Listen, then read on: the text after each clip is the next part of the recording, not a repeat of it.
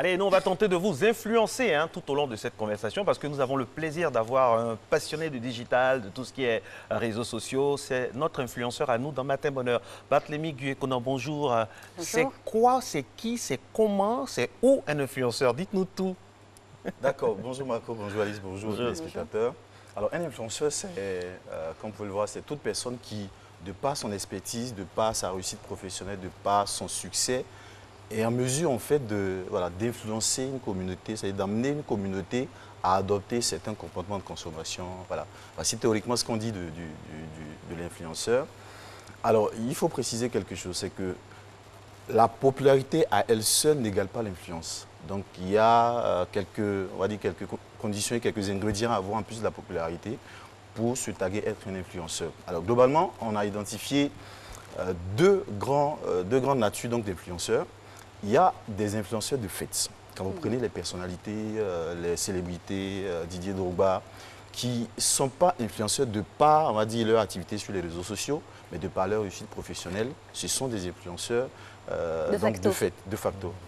Ensuite, nous avons des influenceurs purs, des personnes anonymes qui, grâce au digital, sont devenues célèbres, sont au devant de la scène digitale. On les appelle des influenceurs purs. Parfois contre leur gré. Parfois contre leur gré. Voilà. Donc voilà ce qu'on peut dire globalement sur la définition de l'influenceur. D'accord. La définition étant établie, on a envie de s'intéresser au mode de fonctionnement. L'influenceur, on a vu comment il pourrait être influenceur de facto ou par choix ou par dépit. C'est un métier, c'est un hobby, c'est une opportunité. Comment ça se passe? Alors, aux États-Unis, en France, l'influenceur est un métier, on va dire, à temps plein. Voilà, mais il travaille beaucoup plus en freelance, à son propre compte. Chez nous, c'est beaucoup plus un hobby. C'est en train de devenir un métier. Donc le but, je crois, de cette émission, c'est demander, en fait, c'est d'encourager ceux qui veulent se lancer dans ce métier-là à avoir les bonnes billes pour se construire, on va dire, cette communauté. Parce que le but, en fait, de l'influenceur, c'est de construire une communauté, la faire grossir et réussir à l'utiliser pour, on va dire, à mettre au service des marques, au service de ses propres produits et gagner de l'argent. Alors, les influenceurs, c'est un peu comme les coachs. Il y a trop de coachs, il y a beaucoup de coachs dans tel domaine, dans plusieurs écoles, il y a plusieurs courants de pensée, tout ça. Et j'imagine que c'est pour les influenceurs, on est un peu dans le même système. Alors, dites-nous, quels sont les signes, comme on dit chez nous en Afrique, le poussin qui a de Nicoc, quand on le voit, on le reconnaît. Quels sont les signes qui montrent que telle personne serait un bon influenceur ou une bonne influenceuse? D'après les écoles, il y a deux critères à voir. Vous avez les certifications. La semaine d'avant, nous parlions de certification. De facto, les personnes qui ont les certifs, donc le petit badge bleu qui est conféré par les différents réseaux sociaux, vous confèrent en fait le statut d'influenceur. D'accord. Il y a le deuxième critère qui est, on va dire, le nombre d'abonnés que vous avez. La slide d'avant, vous avez vu qu'on a catégorisé plus ou moins, voilà, en fonction de votre nombre d'abonnés, votre statut, votre type d'influenceurs. Vous avez des personnes qui ont, on va dire, en deçà de 10 000 abonnés sur les différents réseaux sociaux. Ces personnes sont appelées des ambassadeurs. Ceux qui ont moins de 100 000 abonnés, on les appelle les micro-influenceurs. Ceux qui sont un peu plus de entre 100 000 et 1 million d'abonnés sont des macro-influenceurs. Finalement, ceux qui ont plus d'1 million d'abonnés, les Didier Drogba, le feu Didier Arafat, sont des stars, des célébrités en termes d'influenceurs. Donc ça dépend en fait du nombre d'abonnés que vous avez et donc ce badge officiel que vous confèrent les différents réseaux sociaux. Alors, Monsieur Barthélémy, j'ai envie de mettre le pied dans le plat tout de suite. D'accord. On sait un peu comment ça fonctionne sur les réseaux sociaux. Oui. On peut être un anonyme et puis devenir influenceur du jour au lendemain. Exactement. Ça répond, c'est lié à des contingences extérieures ou des contingences suscitées. Parce que sur le même réseau social, le plus connu en tout cas, qui est Facebook, on nous fait des propositions de sponsoring, d'achat de likes et tout ça. Est-ce que ça influence, l'achat de likes influence le quota d'abonnés? Bien sûr, on est dans une économie nouvelle. Donc c'est monté de toutes pièces. Oui, il y a des robots. Naturel, il n'y a plus le côté... Il n'y a plus de naturel, il faut être franc. Il y a des robots qui vous proposent de vendre, en fait, d'acheter des likes, même des commentaires, en fait, pour vous. Instagram, voilà, pullule, en fait, assez de fake. Voilà, assez de fake qu'on appelle les fake influenceurs. Donc, Instagram pullule de ce type d'influenceurs. Mais attention, il ne faut pas se tromper. Il y a des agences de marketing qui sont capables de décrypter qui est un influenceur. En analysant, on va dire, le graphe en fait, des différents, on va dire, de vos différents posts. On va imaginer simplement que Marcelin aujourd'hui poste une photo sur Instagram. Alors, la photo va récolter globalement, on va dire 5 j'aime. Je suis un peu méchant, mais Marcelin. 500 j'aime. Et puis, on va dire 2 jours plus tard, miraculeusement, Marcelin se retrouve avec 8 000, 1 million et tout ça. On se rend compte tout de suite qu'il y a eu des achats parce que les algorithmes en fait, des différents réseaux sociaux sont de sorte que lorsque vous publiez on va dire, un visuel, un post, voilà, ça dépend des réseaux sociaux, mais globalement, c'est moins de 10% de votre base de fans en fait, qui ont cette information. Ils sont sensibilisés. Exactement. Donc, c'est curieux que vous vous retrouvez à 8 000 abonnés, enfin 8 000 likes, alors que vous avez un peu moins de 8 000 abonnés. Il y a des statistiques constantes qu'on décrypte pour savoir on sait décrypter pour apprécier le vrai. Mais Barthélémy, ça fait peur ce qu'on est en train de dire là. Oui. Ça veut dire que, alors que nous savons qu'au niveau de l'Internet, tout ça, des réseaux sociaux, il y a beaucoup d'études sérieuses, que ce soit politiques, sociales, culturelles, qui s'adossent à tout ça. Oui. Mais si on voit qu'il y a déjà des fake news, il y a le feeling, il y a le spectre donc, du fake, ça fait peur. Manipulé. Moi, ça m'amène à une question. Hein. Ça m'amène à une question. Comment distinguer dans tout ce méli-mélo-là le bon grain de livret? Quelles sont les armes que le public lambda a pour distinguer le bon grain de livret? Alors, moi, j'organise mon mariage religieux, ou bien mon mariage tout court. Oui. Je veux savoir qui est le bon influenceur qui va m'aider. Oui. Ou bien je veux ouvrir ma société, je veux décorer mon appartement. Oui. Voilà, comment je fais? Alors, si vous n'êtes pas, on va dire, expert du métier, normalement, ce sont les experts du métier qui vous permettent de le faire. Mais si vous n'êtes pas expert du métier, très simple, il suffit simplement de voir ce qu'on appelle l'engagement en fait, de l'influenceur sur, on va dire, sur une semaine. Comment? Alors, très simple, il a posté une photo, vous regardez le nombre de likes. D'accord. Vous regardez les commentaires, vous voyez la qualité des commentaires, parce que justement là, le problème. Parce que les robots, ce qu'ils ne savent pas faire, c'est de réfléchir comme les humains. Avec la sensibilité vous allez voir que reconnaît à la plupart des commentaires robots, c'est du style nice, beau, wow, c'est joli, j'adore. Ça manque de sentiments. Effectivement, très souvent, c'est en décalage avec la photo qui est postée. Donc, c'est vraiment, il regardait la qualité de l'engagement en fait, que suscite le poste de l'influenceur que vous souhaiteriez, n'est-ce pas, avoir pour vous accompagner dans une campagne éventuellement de branding ou de publicité. Monsieur Konan, moi j'ai envie d'insister là-dessus, parce qu'il y a tellement de personnes qui s'inventent influenceurs et qui drainent du monde, qui drainent aussi des communautés, qui drainent des personnes à influencer, justement, qu'il faudrait vraiment décrypter qui suivent réellement. Alors, ça fait peur, il y a des noms connus. Il y a des noms connus, je vais vous donner des noms après. Mais il y a des activités creuses même qui sont suivies, Dieu seul sait par le biais de quel stratagème, par le biais de quelle manipulation en arrière. On a l'impression qu'ils se sont passés le mot. Et nous, on est là, nous qui ne sommes pas trop des aficionados de la chose, on se laisse porter par ça comme ça. Alors, malheureusement, il y a...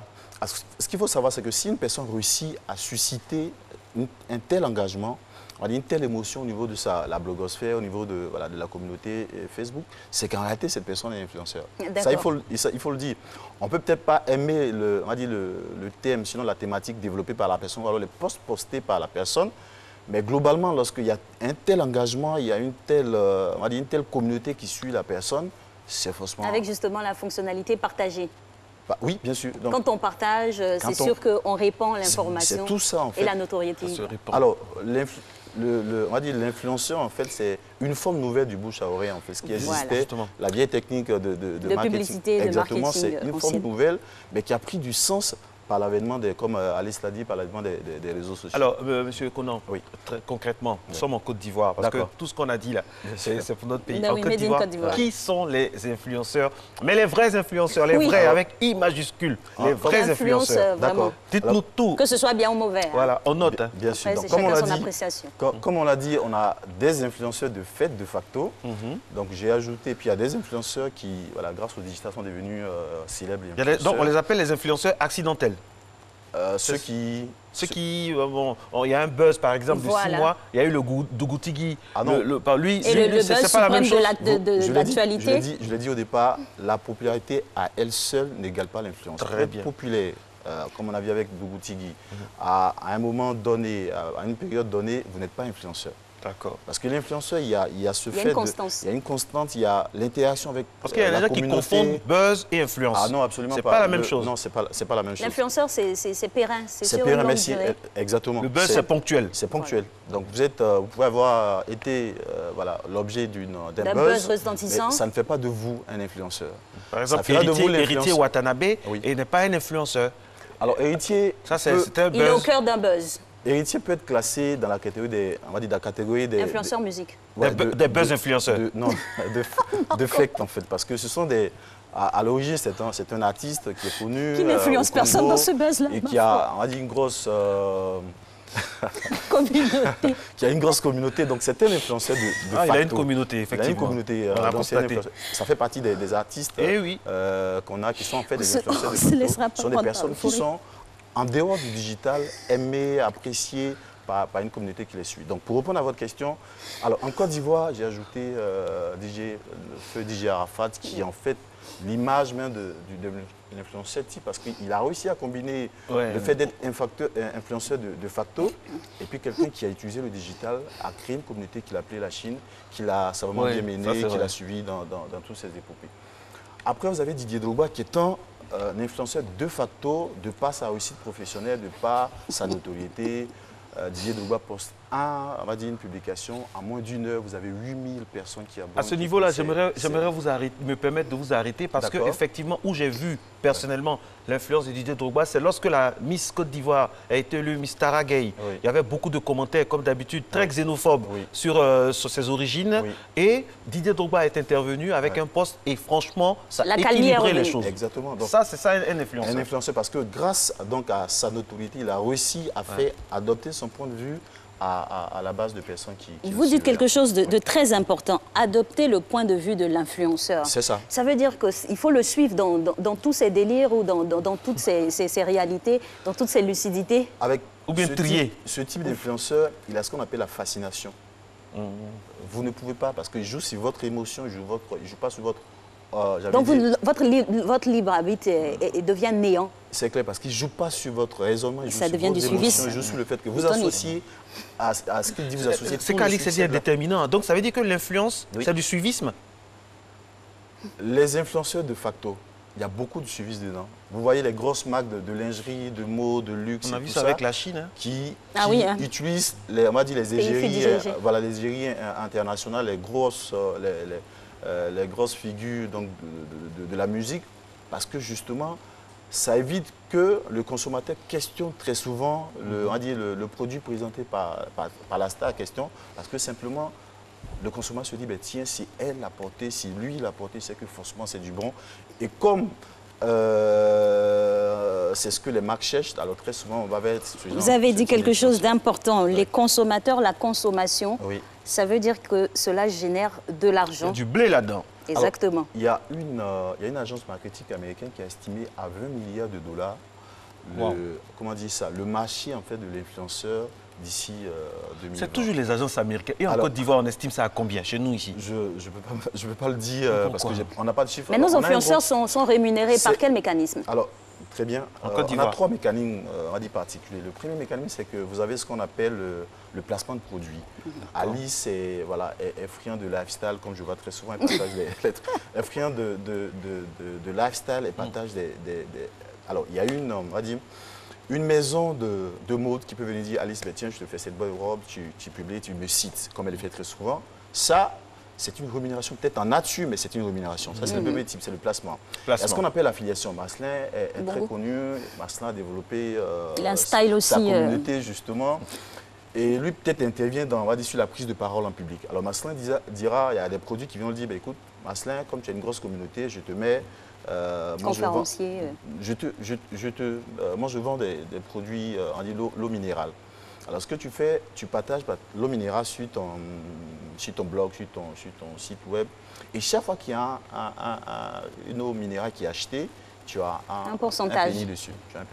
Donc, tu as ce type de rémunération. Et puis, en fait, la dernière rémunération en fait, que je conseille à beaucoup de personnes, c'est de réussir à construire leur communauté et de développer leur propre produits et services. Donc, dans le cas de Marcelin, ce serait que, comme il est dans la prise de parole, c'est développer des modules de formation, des conférences, comme Alice le disait. Voilà, c'est le gombo. Merci beaucoup pour le filon. Alors, dites-nous, au niveau politique, c'est la véritable bataille de ce troisième millénaire au niveau des influences. Parce qu'aujourd'hui, lorsque vous êtes sur les réseaux sociaux, par rapport à ce que vous regardez, ce sur quoi vous cliquez, on sait déjà de quelle obédience politique vous êtes, qu'est-ce qui vous intéresse. Et c'est là où j'ai vu la photo du professeur Mamadou Koulibaly. Qu'est-ce qu'il vient faire ici, lui? Alors, le professeur Mamadou Koulibaly, je l'ai cité un exemple parce qu'il a réussi en fait à adopter véritablement les réseaux sociaux. Il a réussi à s'accaparer. Les jeudis de leader. de Koulibaly qui sont un véritable succès sur la toile. Donc, qui fait qu'il est classé parmi les influenceurs. Ses posts sont likés, il a une grosse communauté de fans sur Twitter et également sur Facebook. Et il y a beaucoup d'interactions, beaucoup de commentaires. Est-ce que c'est des indications concrètes pour quelqu'un se porter candidat? C'est des sondages qui ne disent pas... Est-ce que ça se décline concrètement sur le terrain, dans la vie réelle? Justement, c'est là où on va dire peut-être il y a... Faut dissocier, la stratégie digitale a besoin d'être accompagnée par beaucoup d'actions concrètes sur le terrain. On n'ira pas dire que parce que vous êtes influencé, alors ce que j'ai peut-être oublié de dire, c'est qu'il y a très peu d'influenceurs qui ont réussi à être populaires dans la vie de tous les jours, dans la vie réelle. Ils sont très souvent populaires, on va dire, sur les réseaux sociaux, mais il y a très peu qui ont réussi à sortir dans les secteurs d'activité, qui ont réussi à sortir de ce cadre virtuel-là et de devenir influenceurs.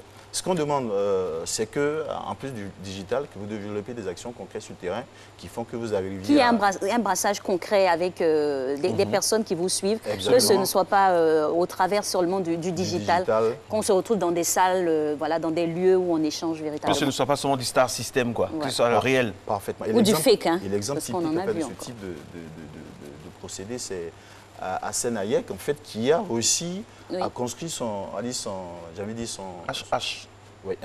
influence. Son influence, en fait, à la fois sur les réseaux sociaux et sur les actions pratiques. Alors, dites-nous, on en a d'autres encore. Voilà, Didier Drogba. Bon, là, on a Observateur Eben. On va mettre les pieds dans le plat. Avant d'arriver à ces trois-là, Didier Drogba, il est influenceur, vous en avez parlé. Il se présente à une certaine élection. Alors, est-ce qu'il part avec la faveur des pronostics ou bien c'est pas évident? Parce que les présidents de clubs qui votent ne sont pas forcément des férus d'influenceurs. C'est ça, oui. Ça. Ils ne sont pas sur les réseaux. Ce n'est pas une évidence, absolument. Okay. Ce n'est pas les doigts dans le nez qui va gagner ou qui peut gagner. Il a un avantage, c'est qu'en communication, en fait, lorsque vous parlez à une cible dont votre image est favorable, vous avez un gros avantage. Votre message peut passer facilement parce que, globalement, la cible vous aime, la cible vous apprécie, donc c'est plus facile. Donc l'avantage qu'il a, c'est qu'il a une image qui plaît. Donc le message qu'il a à transmettre... Il a une faveur de faciès. Exactement. Donc ça fait qu'il a un gros avantage par rapport à quelqu'un qui... qui soit un inconnu lambda. Donc, mais attention, il y a eu ce piège-là. Il y a des surprises. Hein. Il y a eu des surprises à l'élection de Issa Hayatou contre Ahmad Ahmad, l'actuel président de la CAF. La CAF, pardon. Personne ne pensait à lui. Hein. Puis il est venu comme ça, il avançait masqué et au dernier moment... C'est la communication de rupture. Vous savez, parfois, les gens font les choix. Le bouche à oreille, le sous-bassement aussi. En même temps, l'influence aussi peut baisser. Hein. Oui, il y a ça, mais parfois aussi, les gens font des choix de rupture. C'est-à-dire qu'ils se disent que, bon, on a suffisamment vu, on a vu ce que tu as fait, il faut qu'on essaie quelqu'un d'autre. Donc, on jette notre dévolu sur la personne, pas par rapport au programme de gouvernement, programme d'activité de la personne. Et pour l'alternance, pour le changement. Donc, il y a ça et... j'ai envie de dire, heureusement, c'est tombé sur lui en ce moment-là. Il y a d'autres personnes qu'on va voir pour l'influence aussi, grâce à la dextérité de notre réalisatrice. Observateur Eben, qui est le prototype en fait, de l'influenceur de Pur, qui a réussi à construire en fait, son influence sur les réseaux sociaux. Aujourd'hui, c'est une grosse star, un Instagrammeur hors pair, qui est suivi partout en France. Je crois que c'est sur YouTube, c'est l'un des rares Ivoiriens à avoir ses vidéos. Oui, qui a été invité par un célèbre producteur animateur du côté de l'Hexagone. Et depuis, il est resté. Hein. Exactement. Vous avez 100 000 vues, par exemple, sur Instagram, qui est carrément énorme. Wow. Ensuite, il y a... Lolo Beauté. Lolo Beauté, qui est, comme je l'ai dit, influenceur... De facto. Non, pas de facto, mais pur. Okay. C'est un influenceur sur une influenceuse pure parce qu'elle a réussi à construire son business sur le digital. Et là, on l'a peut-être manqué de le dire, elle a réussi à créer son créneau, la voix de sa page. C'est-à-dire qu'en fait, lorsque vous voulez devenir influenceur, il y a tellement de personnes qui veulent devenir influenceurs. Il faut se démarquer. Merci. Vous devez vous démarquer. Vous avez besoin d'avoir une voix. Et choisir un secteur. Un secteur, merci. Donc, ce qu'on appelle le positionnement. Si vous imaginez que vos contenus vont intéresser tout le monde, donc les personnes de 7 à 77, quand vous vous gourrez, il faut revoir votre positionnement. Il faut aller sur un créneau et choisir la voie. La voie de votre créneau veut dire comment vous parlez aux gens. Est-ce que vous choisissez de faire un petit test C'est les expressions comme ça, tranquillement, tranquille. Voilà, et c'est exactement ça. Ou d'autres expressions qu'on pourrait dire. Hein. Les marmailleurs, il y a un peu de choses comme ça. Et c'est l'une des influenceuses qui réussit à faire des directs qui vont à près de 7000 vues. C'était extraordinaire. À ce niveau, on en a parlé hein, déjà du suivant, qui est très apprécié dans son domaine, Hassan Hayek. Oui. À ce niveau, toujours parlant des influenceurs, on peut aussi connaître le déclin. Par exemple, à la suite d'un bad buzz ou d'un mensonge avéré, comme ça a été le cas tout dernièrement. Qui annonçait des choses et la réalité était tout autre. Voilà comment on gère ça? Pour ne pas tomber, comme on dit en Côte d'Ivoire. Pour ne pas tomber, c'est beaucoup. C'est pourquoi il faut très peu. C'est ce que je repose très souvent à nos influenceurs, c'est qu'il n'y a pas de ligne éditoriale. Il n'y a pas quelque chose de très pensé, je dis pas très, mais très pensé, très suivi derrière. Ça se travaille à l'instinct. Ça se travaille à l'instinct. Malheureusement, quand on est dans le gouffre, on a parfois du mal à se relever. Alors, ce qu'il faut faire, c'est de travailler l'image, en fait. En communication, on a toujours une deuxième chance. Et très souvent, ce qui marche, c'est le meilleur culpa. Je pense qu'on est... Sur le net, il y a beaucoup de sentiments, beaucoup d'émotions. Okay. Copier l'exemple Tiger Woods. Moi, j'aime les choses pratiques. Les Ivoiriens savent, concrètes. Ouais. Alors, voici un exercice pour vous. D'accord. Héritier Watanabe avec la sextape, tout le monde sait que ça dérange tout le monde. Vous conseillez Héritier Watanabe, qui est un influenceur aussi. Avant ça, on reconnaît tous son talent musical. Là, quel est ce que vous concoctez pour lui, pour que son influence revienne à I majuscule? Parce que là, c'est I très minuscule en ce moment. La première chose, c'est le mea culpa. Voilà. S'excuser auprès de il fait une vidéo, il s'excuse. Il s'excuse auprès de toutes les femmes, de la femme qui l'a offensé, pas les déclarations que j'ai dû voir sur les réseaux sociaux. Beaucoup sur les réseaux sociaux, c'est pas vrai. Il faut aller aussi à la source de l'information et que ça se fasse par la personne et non pas des relais, des avatars et autres. Exactement. Alors, la tactique... Donc, il fait une vidéo. Il fait une vidéo où il s'excuse. Il nous reste 2 minutes. Il fait une vidéo où il s'excuse, le président ses excuses. Alors, la mentalité américaine voudrait qu'il fasse une conférence de presse où il explique ce qui s'est passé réellement. Nous, notre un peu francophone, ça ne passera pas. Donc, l'idée, c'est de s'excuser et de faire, j'ai envie de dire... Main honorable. En main honorable et surtout, rester pendant un bon bout de temps, dans les actions peut-être sociales, de ne pas prendre la parole tout de suite, mais laisser ses actions parler, se concentrer sur sa musique et laisser le buzz se passer. Parce que malheureusement, les personne ne peut pas oublier du jour au lendemain ce qui s'est passé. Donc, ça avait beaucoup plus de temps que les choses vont se tasser. Oui. Merci beaucoup. Le temps, on en parle, le temps qui nous est imparti avec vous est terminé. On espère que vous, à la maison, vous avez mieux appréhendé le concept de l'influence et tous ces démembrements pour vous orienter vers un secteur ou un autre pour être influenceur. Nous, on part maintenant pour la